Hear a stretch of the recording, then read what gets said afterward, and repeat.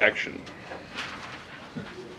All right, so guys, yesterday and the day before we talked about deep bed designs. Deep bed designs having loose filled media, beds of 1, 2, or 3 feet deep, depending on what you're looking to do. Actually, even deeper than 3 feet, because an emergency gas scrubber we can go 6 or 8 feet deep in absorbent media. Today we're going to talk about cassettes. All right. So the main drawback with a deep bed system is the fact that you get this really high pressure drop and a velocity through the media of kind of a maximum of 100 feet per minute, and you've got a tremendous amount of media in the systems. So when you're talking about not odor control related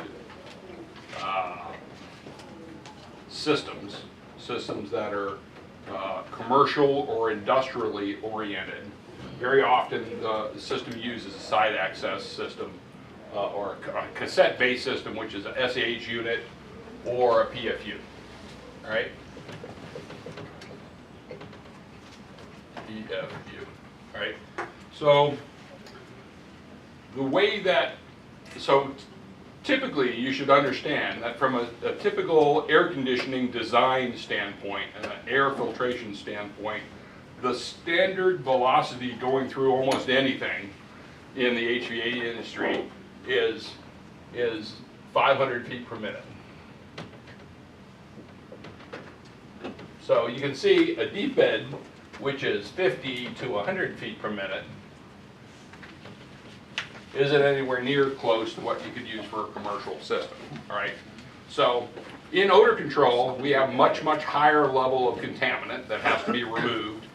And so having a deep bed system makes sense, because not only do you have to have a whole lot of the contaminant and a slow airflow going through it in order to capture all that contaminant, but you also need a whole lot of adsorbent in order to last long enough. All right.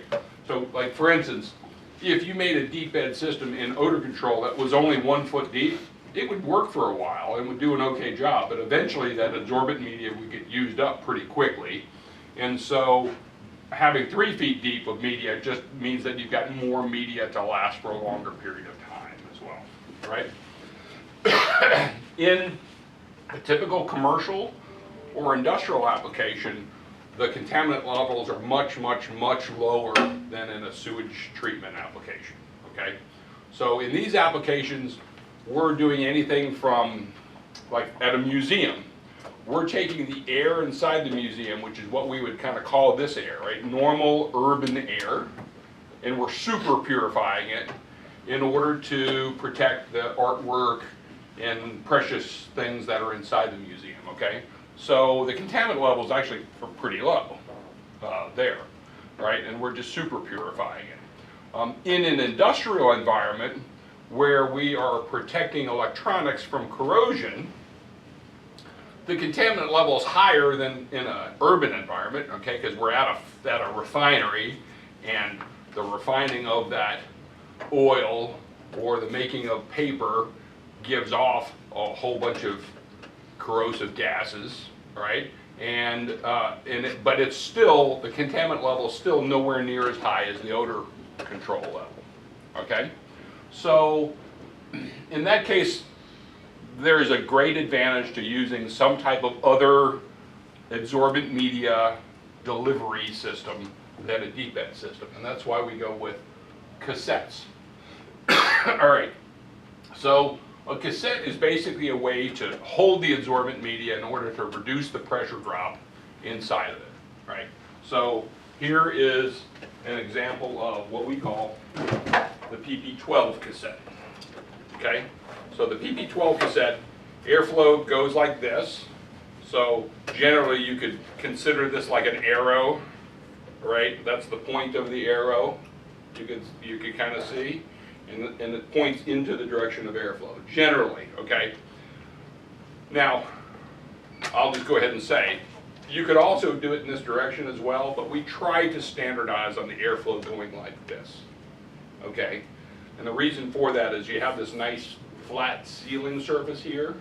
And so if the air is going in this direction, there's some push of the air against this module, which helps seal this here. So this is the sealing surface, and that's why we typically go in this direction. Okay?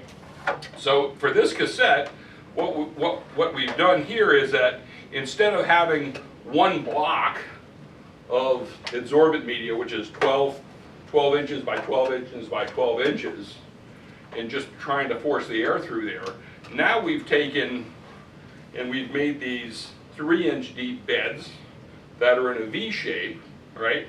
We now have, instead of this being 1 cubic foot of media, of a solid block of media, it's now a half a cubic foot of media in this cassette. So half of the space is taken up with air, and then half of the space will be taken up with adsorbent media that goes inside of here. So these ports, we put the adsorbent media into here, and then there's some caps here that cap it off, and then the air will go in here. Half of the air will come through and come out this way, and half of the air will come through here and come out this way. So it's a lot like the VTS unit is, except on a much smaller scale. Okay, so this is one of the cassettes that we use. So we have to understand the airflow characteristics of that cassette, because we know it's going to be a lower pressure drop than a deep bed system, but how low is it, and then what's the maximum velocity for it as well. All right, so let's take a look at that. So for the cassettes, we have 3 options. Okay. So the first one I'm going to mention is the PP12, which is we were just looking at there, right? So the PP12 has a 3-inch bed, or it has 3-inch deep beds. Okay. The max velocity through that PP12 is 250 feet per minute. If you try to run it faster than 250 feet per minute, your pressure drop is just going to go really high. And the pressure drop at 250 feet per minute is 1.2 inches. Okay, so you can see that this is a big improvement to a deep bed system where the max velocity is 100 feet per minute and the pressure drop is 1.8 inches per foot of media bed. So we're able to put the air through 2.5 times faster and with less pressure drop. Even at 2.5 times faster, there's less pressure drop there. All right. So it's a big improvement for sure over there. And instead of having 1 cubic foot of media that this would be going through at 100 feet per minute, now we're able to do it's going to be just a half a cubic foot per cassette there, all right? So, and of course if you run it through at a lower speed, it's going to be a lower pressure as well, right? So the next one is the PP18. Let's draw out the PP12. So the PP12 is going to be, it's going to be 12 inches deep in the direction of airflow, and it's going to have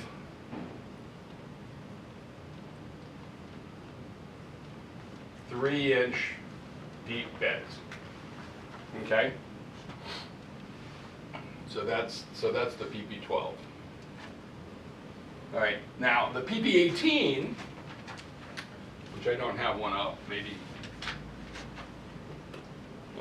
See if one's out. Yeah, if you could chase one down, Anthony, just so everybody. Kevin, what's typical? How many cartridges or cassettes go into a unit, a typical unit? We'll walk through that as well on how we would decide how many cassettes go in there and everything too. So we'll talk about sizing those kind of after we describe each of these. So a PP18 cassette, which Anthony is about to bring, only has a 1-inch deep bed. Okay, I'm going to draw that out. Oh, I'm going to say this is 12 inches high. So it's 12 inches high, 12 inches deep. So PP18 is 6 inches high and 18 inches long in the direction of airflow. Okay, and it has these two very thin 1-inch beds. All right, so that's an 18 there. But its maximum velocity is 500 feet per minute. So now this max velocity is right there at what HVAC designers think about when they're designing normal air conditioning systems, right? A big giant air handler is typically designed at like 500 feet per minute. So these fit right into their whole design thinking when it comes to that stuff, right? And get this, the pressure drop is 0.5 inches at that velocity. Really low stuff.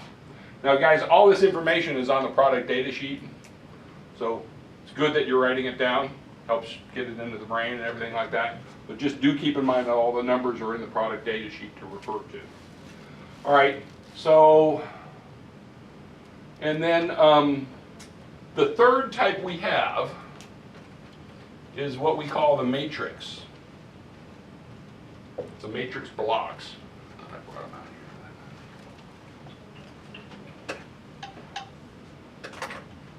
Give me a second, let me see if I can grab the actual one.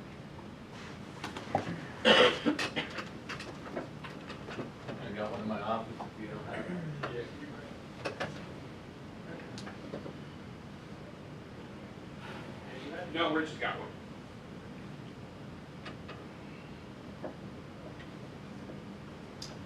All right, and a matrix block, a matrix filter is basically only 4 inches deep. Okay, and we can make it in 12 by 24 or 24 by 24, kind of really whatever you want. Okay, but it's just 4 inches deep, and Rich is about to bring it, but this is what we call this honeycomb block. All right. It has a velocity of 500 feet per minute. And I think its pressure drop is something like 0.3 inches. Anthony. Uh, I think he's looking for that, but anyway. Okay, so this is a matrix block, guys. So we take this block and we make a filter out of it. So you take this block, and if this is 4 inches wide, if you want to make a 24 by 24 inch filter, which is kind of a standard filter, you put 6 of these together in six rows and 6 columns. It's now 24 inches, and we have a frame that we put it in, and then it's kind of like a big filter, like you put in the furnace at your house, kind of type thing. So it's just, no media or media? this does? is the media. They got you. Yeah. So now what's happened is we've evolved. We call this the third generation here. So the first generation of absorbent systems was the deep bed system, and that's just kind of a big box that you threw media in. The second generation was some type of a cassette, which was kind of half air and half media with some type of a cartridge kind of holding it all in place. And then the third generation is the filter is actually made out of the media, right? So the filter is, we got one, Anthony. Yeah, that's what Okay. So this is now replaces all of this plastic material here, right? And you basically get the same performance out of a 4-inch filter that you do from this 18-inch cassette, okay? Because this 18-inch cassette is wasteful in that it's half of the space is just air, and then part of it is plastic and everything. This is basically just absorbent media. Okay, so I'll pass this block around, but look through it, and you can see light through there. Okay, What's it made out of? I don't know. it's made out of activated carbon, All right. right, Okay. and some alumina in there. So that block even though you can see air through there, our initial thought was, well, it's not going to be very efficient because it's full of holes, right? The air is just going to pass right through there. But what happens in that filter is the air bounces around as it goes through there, and it actually gets absorbed inside of that filter very well. It's like And that- bouncing off all those little Is walls. it kind of like the So- porous part of the activated carbon that was porous, so it's running Yeah, through there so in it's a kind way, of, right, it's- maybe? yeah. And so that's kind of the next generation of filters there with it, okay? So, so we'll, if you wanted to make a 24 by 24 filter, then you would just make it up, you know, and I guess it'd be 6 of these blocks. You just, the blocks all kind of get glued together, and then you have a frame around it like that, okay? So that's 3rd generation there. How popular is that? Getting to be more popular. The industry moves very slowly, and so adopting a new technology is different. But the engineers love it because if you had a system that required 3 sets of cassettes, and we're going to talk about why you need 1, 2, or 3 different sets of cassettes. If you need 3 sets of cassettes, now it's going to be 18 inches times 3 as far as length goes, all right? Whereas if you wanted to do the same in matrix filters, you could do 4 inches times 3. That's only 12 inches compared to, what's 18 times 54, right? So 12 compared to 54, so it saves a lot of room, okay? It's also a lot easier to change out. Those filters are easy to grab and pull out, and there's all sorts of huge benefits from it. All right, so these are the 3 types. So when we specify SAH unit, there's always either a 12, an 18, or an M after that SAH in order to designate what type of SAH unit it is, okay? And knowing that, if you know it's SAH-12, you know that the maximum velocity through it is 250 feet per minute. Max through here is 500, max through here is 500. All right? So now let's talk about sizing these and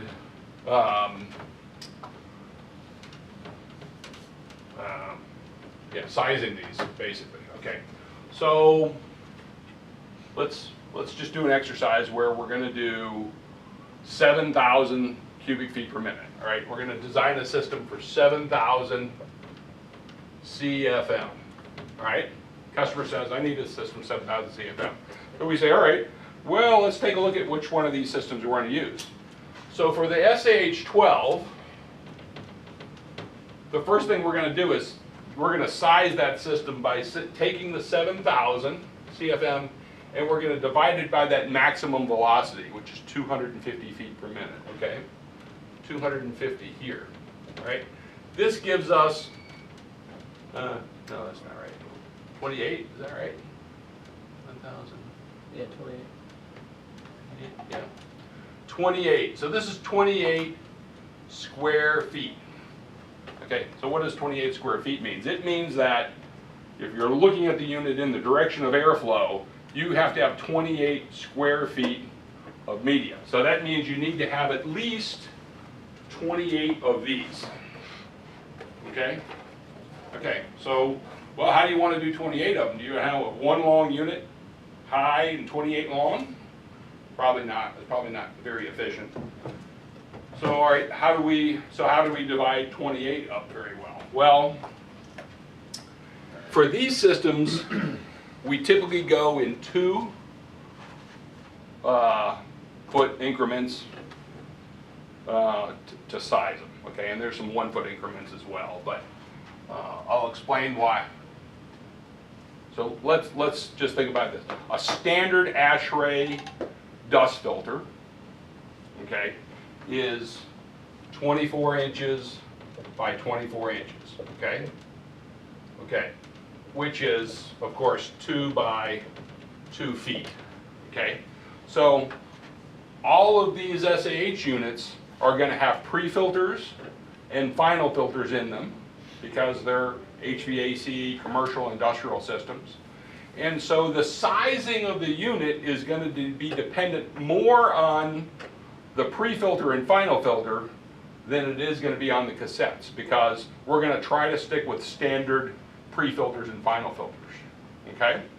So we want to look in increments at least of kind of 2-foot increments. So in this case, for 7,000 CFM, we need a system that has at least 28 square feet of media, all right? So if we're looking in 2-foot increments, I'd say, all right, well, could we do a 6-foot wide unit and a 6-foot tall unit? Okay, well, that's 36 square feet. Well, that seems that might work, right? It's actually bigger than it needs to be. Okay. It's got 8 extra square feet, and so yeah, that would probably be okay. All right. The issue with that is it might be a little too big, right? The customer wants to reduce his cost down a little bit. And so theoretically, if we wanted to, we could also use half-size filters, which are 12 inches by 24 inches, which are 1 foot by 2 feet. And so theoretically, if we wanted to, you'd end up using a combination of full-size and half-size filters, but you could do a 6-foot by 5-foot unit, which would be 30 square feet. Okay? All right. Now, another weird option that you could do, it's actually not all that weird, is you could do 7 feet by 4 feet and get exactly 28 square feet. Okay? And what would the filters of a 7-foot by 4-foot system look like? So it's going to be 7 feet tall, it's going to be 4 feet wide. Right? So you're going to have your 1, 2, like that. I didn't really draw that well enough. Be something like that, all right? So you're going to have 24-inch by 24-inch filters here, okay? And then you're going to have 12-inch by 24-inch filters here, all right? So that's possible. You could do a 704. So looking at all those options, we kind of work with the customer to figure out what he needs, because maybe the customer needs a really narrow unit because he only has a little bit of space on the floor. And so we work with the 704 here as well. All right. So it just complicates things when you start using these half filters.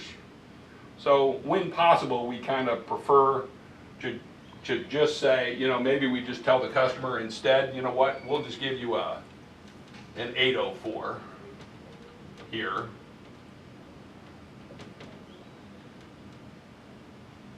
Okay, so now you've got all 24-inch by 24-inch filters, and an 804 would be 32 square feet of area. Okay. So the solution for this particular one in an SAH 12 unit, it really could be any of these 4 units, okay? And you have to work with the customer to find out. But we like to avoid these odd numbers like 7 and 5 because it means we're using half-size filters. It's not a big deal, but they're just not, you know, you're using one more other type of filter that's in there, okay?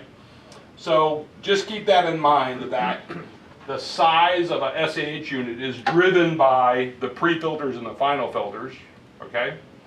And then we kind of fill the unit with our SAH, with our PP12 units or our cassettes based on that. Do the engineers or the project managers ever, when they're putting this together, before they send it out for bid, do they understand the dynamics of the cassettes and how that works? Our project managers or No, the engineers? The engineers. Typically they're relying on us for So that. if we told them that 7,000 CFM doesn't work perfectly, will they adjust the specs to Well, no, they're not gonna adjust the CFM. What we're just gonna say is, we're just gonna provide a system that's a little bit larger. It's gonna be overrated for 7,000. Okay. So they'll say, I need a 7,000 CFM system, and we're gonna say, like, what's the max CFM of this system? It's 36, which is, so this is a 9,000 CFM system right here. This is a, no, is that right? So he says text. This is a 7,500 CFM system, I think. Yes, Yeah, this is 2814. that's exactly what they want. Yeah, so this is exactly a 7,000 CFM system, and then this is gonna be 8,000 CFM system here, okay, maximum. That's the maximum there, okay? So they're okay with, if they say, I need a 7,000 CFM system, so, we've got a model that does 9,000, that'll be okay. Okay, it's gonna be a little more expensive than a exactly 7,000 CFM system, but sometimes it's better to standardize than to do something super special. All right, so that's for the SAH12, and that's sizing it up. So for the SAH, I guess I'm supposed to have an H in here. SAH12. For the SAH18, it's a similar exercise, but instead of dividing by 250, we now divide by 500. Okay, so we get 14 square feet. Okay, so a really nice system that would fit in there would be 4 foot by 4 foot. Okay, and which is 16 square feet, which has a max of 8,000 CFM. 8,000 CFM max. So that one fits real nicely in there. Okay, I'm sorry, this is SAH18 here now. All right, so that's SAH18, how you size the unit itself. Okay, now we're going to talk in a minute about how many sets of these cassettes you put in. All right, and actually for the SAH-M, it's the exact same thing. Because they're both at 500 CFM, 500 feet per minute as far as velocity, then you size the SAH-M the exact same as the SAH-18. Okay?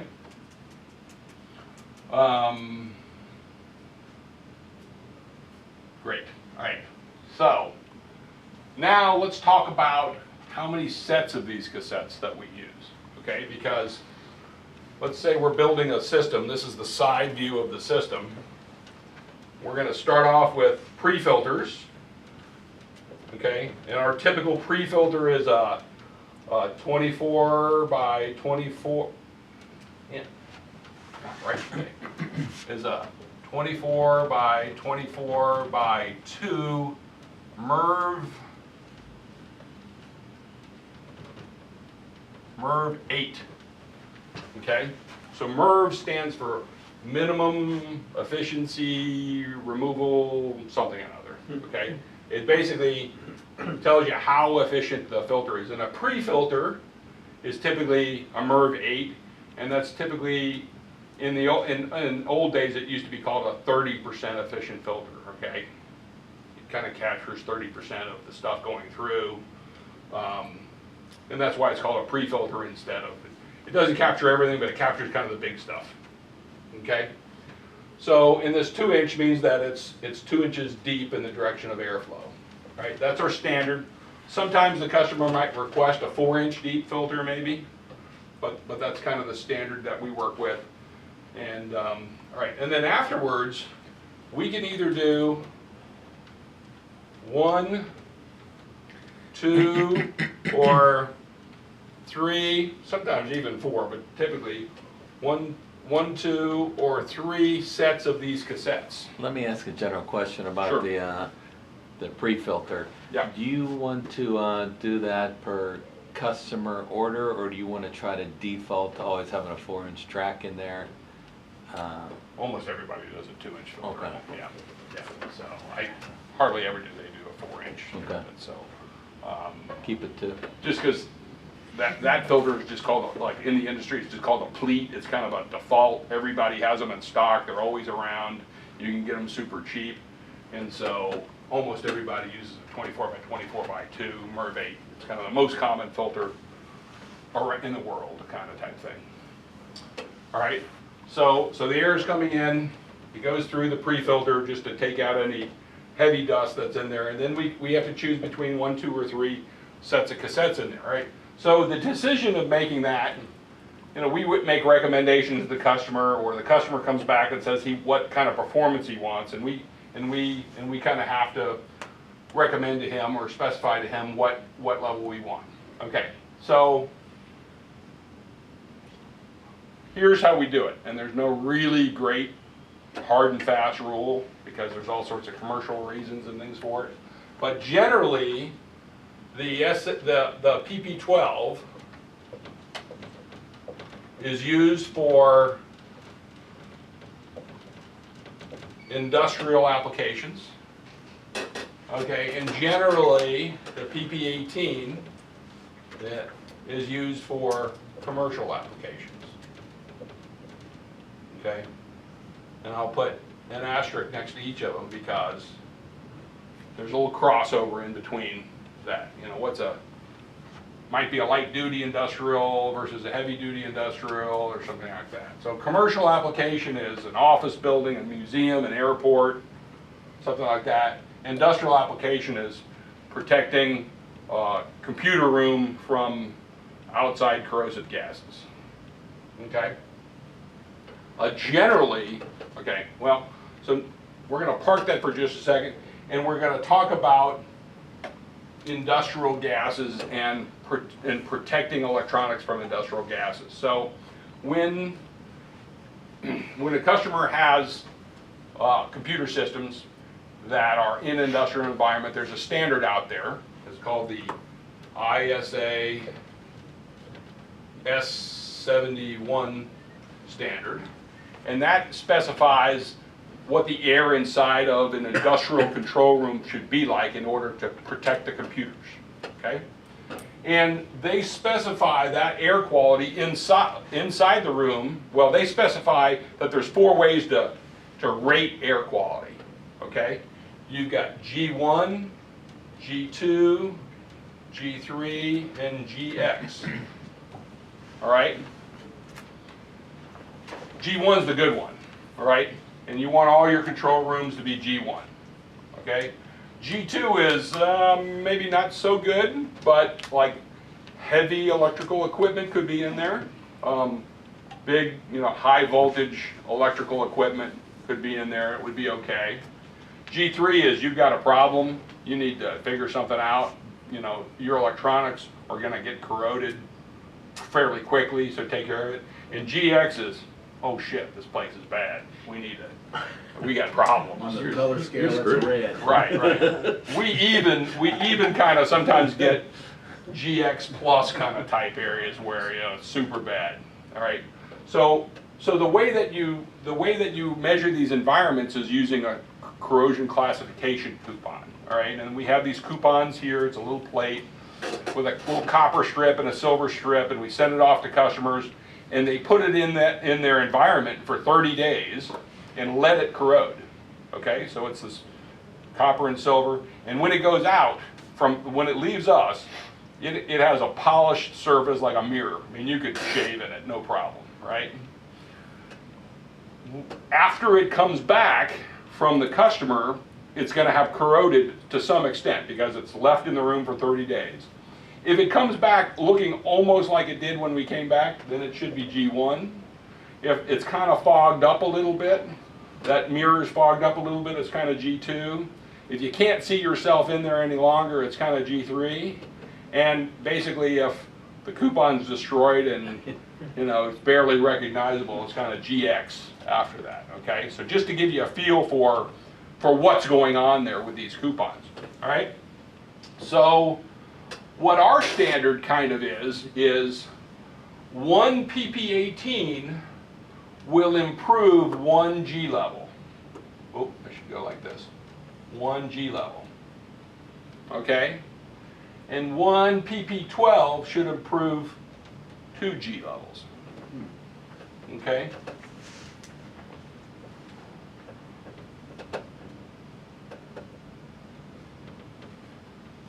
Okay?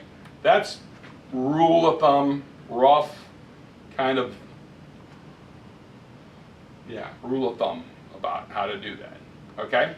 So now a customer comes to us, he's got a 7,000 CFM system, and he tells us that his environment is G3. Okay? What can we do? All right? Well, we got a couple issues. We could give him either PP12s or PP18s or SAHM. And also, I should say the matrix follows the same deal where you're going to improve 1 G level.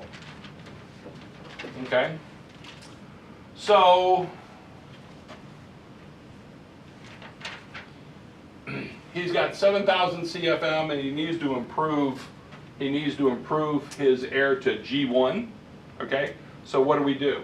Well, we could provide a an SAH12 unit with just one pass of PP12s in there, right? One pass, because that would improve it from G3 to G1. Okay? Sometimes we put an extra pass in there just for extra measure. One pass is, for an industrial environment, isn't considered all that great.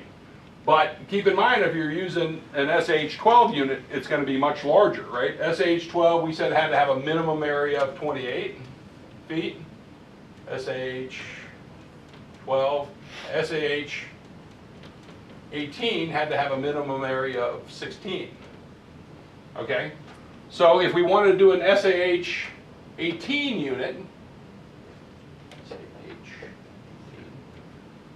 then we would have to put in 2 passes of the PP18s, okay? So there's a trade-off going in there. We can put a smaller unit with more cassettes, or we could put a larger unit with fewer cassettes, okay? So generally, what's commercial, what the lower price unit is a smaller unit with 2 cassettes, okay? Two passes of cassettes, because you're putting less cassettes per pass, but the whole and the overall unit is smaller. Okay, so that's kind of how we're looking at sizing these things, is based on how many passes of cassettes. And usually, what I'll end up doing is, because look, hardly any time does a customer actually tell us what his air quality really is. A lot of times we have to assume, and we'll just put it in our quote. We'll say, we assume that your air quality is G3 based on other companies that do similar work like this. But then we'll actually end up throwing in an extra set of cassettes, or recommending an extra set of cassettes in there just because they're a backup in case something else is there. Okay?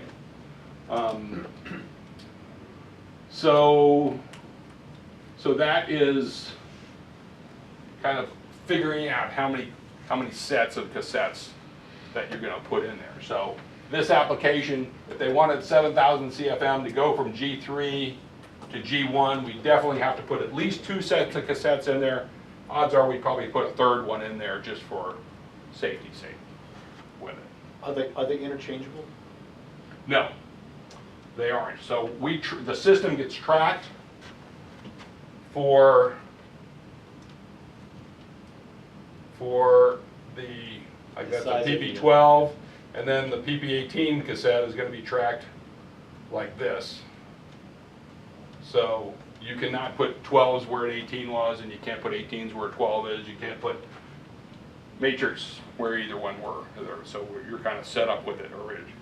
Now, that being said, one of the things that we're trying to do with the matrix system is all matrix systems, certainly at least, we're just going to build it with 3 passes of them in there, because it only takes 4 inches per pass.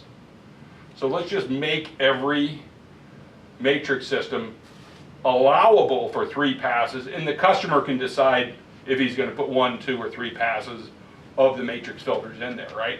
Why make one system with one pass and one with two passes and one with three passes? All the matrix systems are just gonna allow for three passes in them, and then and then that way it can be used in a G1, G2, G3, whatever environment you want. So that's kind of a standardization that we're trying to do with the matrix filters there, okay? Final Okay. filter, What's that? final filter? Oh, yep, and Rich mentions final filter. All right.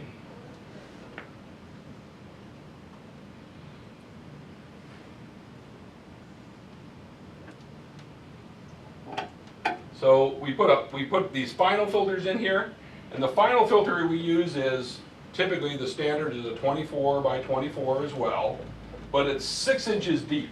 Okay, a final filter has more pressure. The fabric that is used to capture the dust has more pressure drop, and so the final filter is a pleated material, and so in order to get more material in a filter, they go 6 inches deep at least, in order to get a low pressure, high efficiency filter. But we also use a 24 by 24 by 6 headered filter, okay?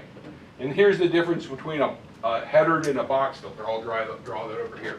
If you looked at the side of a standard 2-inch pleated filter, okay, it literally just looks like a box, right? It's a carton, right? A headered filter has like a track in it, basically.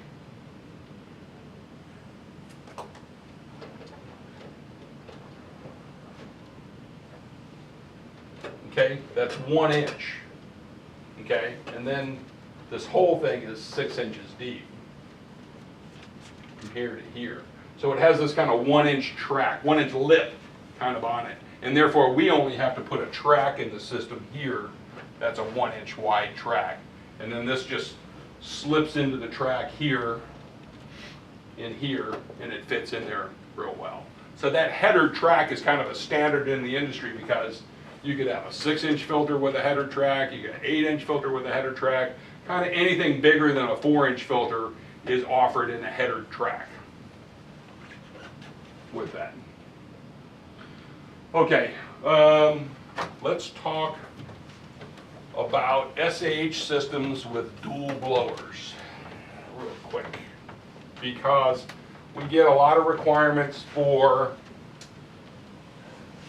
dual blower systems, especially coming from refineries. Okay, so looking down at a SAH unit, we have our pre-filter. Middle East, because they're never gonna fix them. Let's say we've got Middle East, 2 they're never gonna passes fix them. of looking down at it. Here's our cassettes in here, okay? And then the customer says he wants redundant blowers, okay? So what's a redundant blower? It means that he wants 2 fans in his system, okay? Well, the reason for this is because refineries operate in a mode where everything's got to run, and even the air conditioning shutting down is a big problem, because it can affect the computer systems, or maybe the operators just wouldn't be. I mean, you're in Saudi Arabia, it's 120 degrees outside, and if the air conditioning system goes down, you can't sit in the building with all the heat being generated and all this other stuff. So it's a critical issue. Air There's no spare conditioning. parts anywhere. If it wasn't for air conditioning, we wouldn't be getting any oil out of Saudi Arabia, I can tell you that, right? All right, so you say, all right, fine, we'll put 2 blowers in there. Well, here's one of the problems that we have to work with in having 2 blowers is, you're gonna have one blower that's on and one blower that's off. If you don't close off the air on this blower, what's gonna happen is the air is gonna get pulled through this blower, and some of it is gonna just go right backwards through the old blower, and you're gonna get this churn in there, basically a loss of efficiency, and so only some air is gonna come out. You're gonna have that. So how do you fix that? Well, typically you end up putting what's called a backdraft damper on there. And the backdraft damper is typically put back here someplace. It can't, typically it's not put right on the inlet of the blower because it interferes with the airflow. So you usually have to build a wall here and separate them, and you put a backdraft damper there, which means it's a louver, which when the air is being pulled through, allows the air to come through. But when this air tries to go in the reverse direction, it forces the louver closed and doesn't allow that to happen. It doesn't allow backdraft, right? So a backdraft damper is really, should be called a non-backdraft Right. damper. What do they call it? Non-return Non-return damper. damper, they call them in Sometimes the they Middle call it in the Middle East, okay? Okay, now there's one other option that they sometimes want, and that is, not only do they want this air to not be circulating around, but they also want to be able to go in and work on this unit, or let's just say they want to be able to work on this unit while this unit's operating, okay? Well, if that's the case where you've got the air and it's trying to go backwards here and you open this door here, all the air is going to come rushing out, okay? So what you have to do in that case is you build a wall between the two, you put another backdraft damper here and another backdraft damper here, and so the air can only go this way and it can never come back. And so this whole blower compartment is isolated at that point in time. So Alex is working on this big project called Lulu, and Lulu has units that are built like this. Actually, it's even more crazy. The whole unit is built like this, where everything's separated, so you can even like change out these cassettes while you're using these cassettes, kind of type stuff. It's basically two separate units.